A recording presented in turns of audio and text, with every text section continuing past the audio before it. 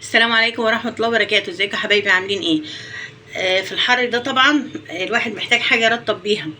كان جايلي زيارة موز، فطبعا الموز هيبوظ ويخسر، فرحت عملته عصير. وبعد ما عملته عصير شربنا منه اللي شربناه، والباقي قلت اعمله جلاتي. جبت لبن وكريم جانتيه وضربتهم على الموز.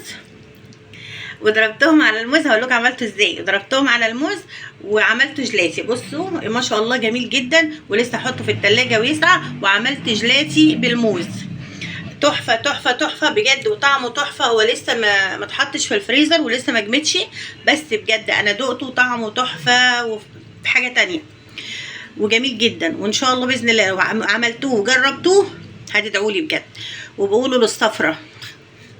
واكتبوا لنا في الكومنتات بقى لو عملتوه وجربتوه على طريقه ماما. وقوموا اعملوا كده لاولادكم في الحر ده، محتاجين اي حاجه ساقعه ترطب عليهم. وما تنسوش بقى تعملوا لايك وشير وسبسكرايب في القناه. وبلغوا الصفرة. باي باي.